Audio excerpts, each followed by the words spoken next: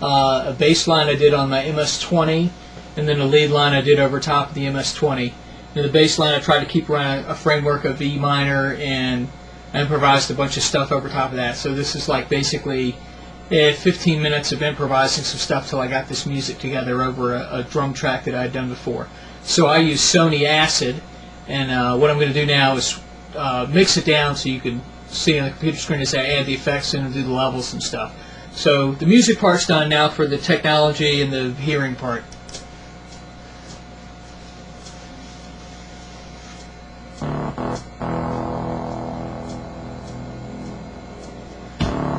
Okay, so I'm going to fatten up the bass track a little bit first. So I got a track EQ here that I'm adding in. It's a parametric equalizer. You see I added a big old punch on this thing about 90 hertz. And then one of my favorite plugins is the Ferox plugin. It's it's a free one, and it simulates the sound of a tape. So I'm adding that now.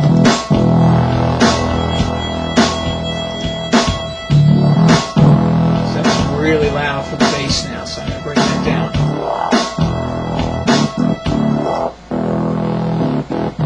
You can actually hear the hiss that it adds. Let's try a couple of different things.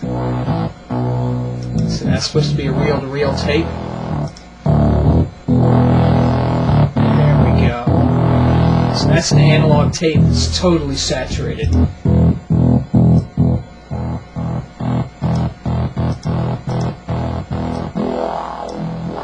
Let's bring it back in with the other tracks. Let's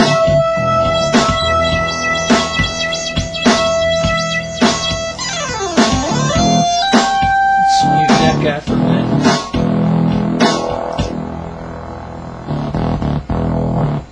Alright, I'm happy with my bass track now. Let's mute that. Let's work on the drums. Okay, same thing here. I used the Blockfish compressor, freely available on the internet. Do a search for it. Great compressor. I've got this in saturation mode, and I'm also compressing. Alright, hear the difference?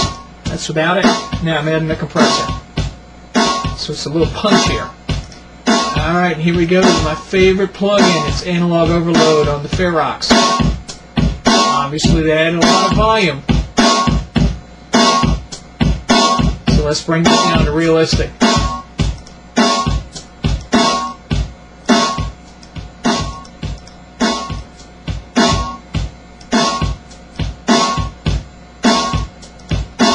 Alright, so that's raging now. Let's add a little reverb.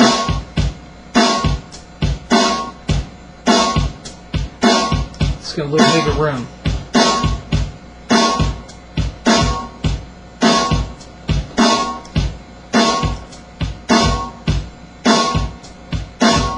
Alright, so I'm using the classic reverb. It's another one that's out there on the internet. Here. No reverb, a little dry, a little bit more. I got a little bit of wet reverb there, so not a lot. So I'm happy with my drums. So let's add that bass back in and see what it sounds like.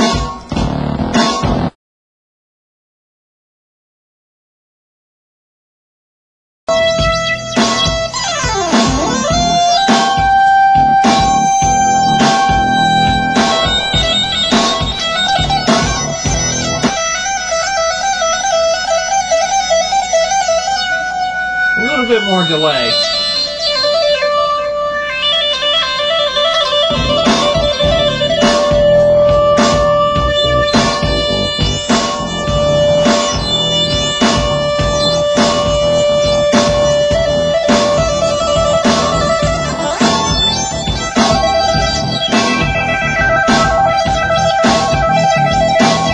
Alright, that sounds good. Alright, so let's get to my master. I'm adding a brick wall limiter on the master. Again, it's the classic master limiter.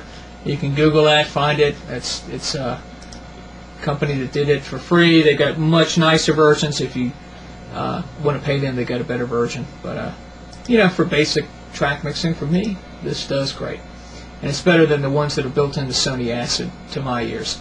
So we got everything all made up. Let's jack that down a little bit because we got a limiter on it now. I'm going to click in the middle of this, and we'll see how the level sounds.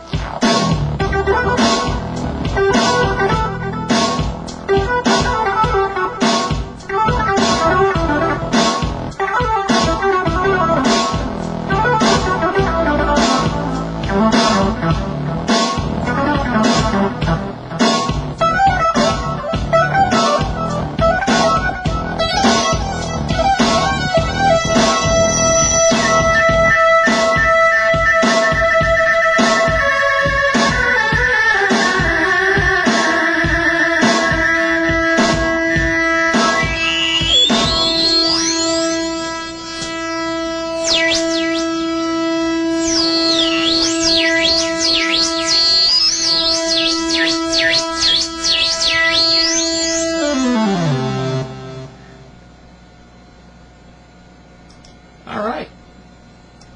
We'll save that. There's my track.